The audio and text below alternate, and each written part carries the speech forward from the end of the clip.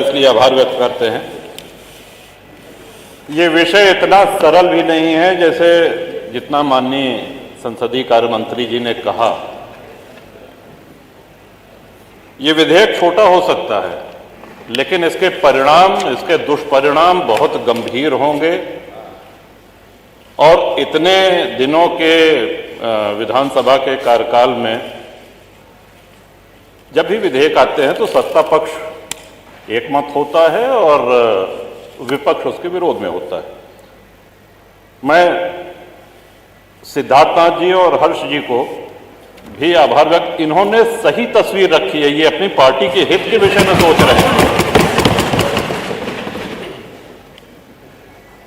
पहली बात जो एक ये कहा गया कि साहब ये स्वतंत्रता सेनानियों की भूमि है, एकाध अपवाद हो सकता है। जो स्वतंत्रता सेनानी थे, जिन्होंने अपने प्राणों को आहूत किया, बलिदान दिया, वो इतने बड़े लैंडलॉर्ड, इतने बड़े पूंजीपति नहीं थे कि महानगरों में उनकी बड़ी बड़ी जमीनें हों।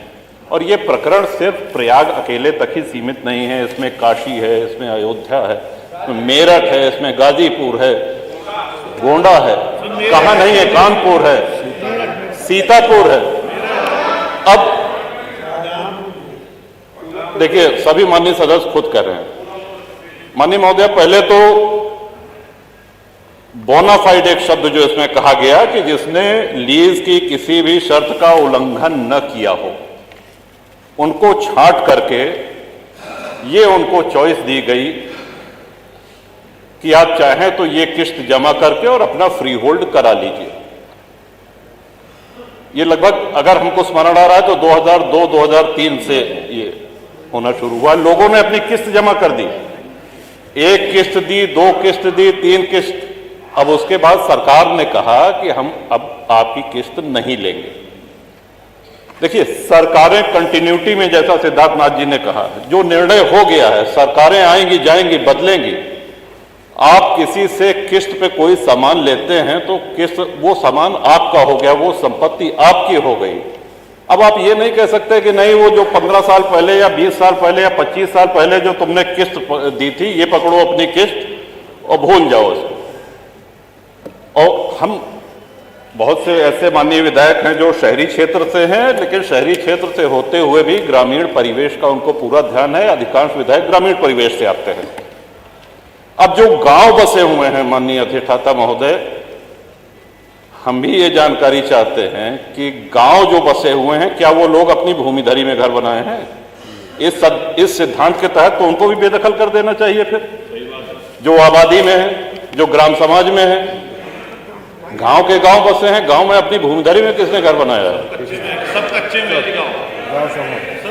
तो कौन सा विकास कर रहे हैं? लोग सड़कों पे आ जाएंगे। और जब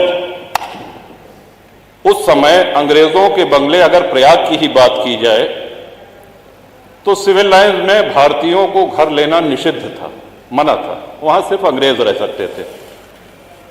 अपनी सेवा के लिए उन्होंने गाड़ीवान, कोचवान, बग्घी चलाने वाले, धोबी, माली, खानसामा, इन लोगों को वहां पे स्थापित किया, जो पुष्ट दर पुष्ट वहां पे चले आ रहे हैं। सागर पेशा एक बहुत बड़ा आंदोलन है प्रयागराज का। एक बहुत बड़ी संख्या में आप हजारों लाखों लोगों को बेघर कर देंगे। 3200 प्रार्थना पत्र लंबित हैं। 2300 लोग ऐसे हैं जिन्होंने अपनी किस्त जमा कर दी है। और हमारी जानकारी तो ये भी है कि हाईकोर्ट इलाहाबाद भी नजूल की भूमि पे है। कई सारे जजेस के घर, हमारी जानकारी, तो उसको भी खाली करा दिया जाएगा। Public service commission, public service का कितनी ये गंभीर, कौन सा विकास इसमें करेंगे? लाखों लोग बेघर हो जाएंगे।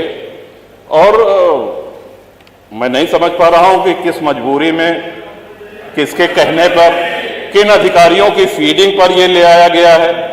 ये कहीं से भी न जनहित में है, न विपक्ष के हित में है, न सत्ता पक्ष के हित में है। ये किसी के हित में नहीं है।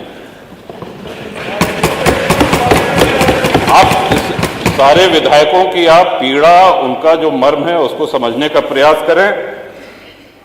ये विधेयक तो यहां आना ही नहीं चाहिए था, लेकिन चूंकि आ गया है तो अब आने के बाद मजबूरी है, इसको प्रवर समिति को भेजा जाना चाहिए और साथ ही साथ जिन लोगों की किस्त जमा है, सौदा हो गया तो हो गया, किस्त आपने तय करी, किस्त की रकम सरकार ने तय करी है, अब जब 2 किस्त 3 किस्त दे दिया, अब आप कह रहे हैं कि नहीं हम नहीं लेंगे, तो ये नहीं होगा, होना नहीं चाहिए, न्याय संगत नहीं है। और जिनकी लीज एक्सपायर हो गई है, जब अंग्रेज लीज रिन्यू कर सकते थे, तो क्या हमारे स्वतंत्र भारत में एक लोक हितकारी सरकार क्या लीज रिन्यू करके उनको वहां बसाए रखने की जिम्मेदारी सरकार की नहीं? सबको बेघर करके भगा देंगे? कौन सा विकास हो रहा है? उनके पुनर्वास के लिए, उनको पुनर्बसाने के लिए कोई इसमें उल्लेख नहीं। गोलमोल भाषा में कहा गया है कि यदि सरकार करना चाहे तो करे। इसमें महोदय बहुत बड़ी क्रांति हो जाएगी, लोग सड़कों पे आ जाएंगे, हाहाकार हो जाएगा पूरे प्रदेश में। ये विषय बहुत ही जटिल है, बहुत ही संवेदनशील है।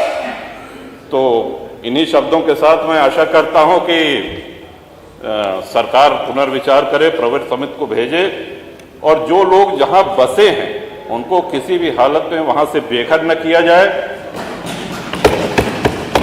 जो फ्री होल्ड के क्रम में है फाइलें, उनको शीघ्र समयबद्ध निस्तारण किया जाए, उनकी शेष किस्त लेके, और जो लीज खत्म होने के कगार पे हैं उनकी लीज रिन्यू की जाए। इन्हीं शब्दों के साथ बहुत धन्यवाद। माननीय अनिल कुमार त्रिपाठी जी। बहुत बहुत धन्यवाद अधिष्ठाता महोदया। ये जो नजूल भूमि के प्रबंध के संबंध में कानून आया है,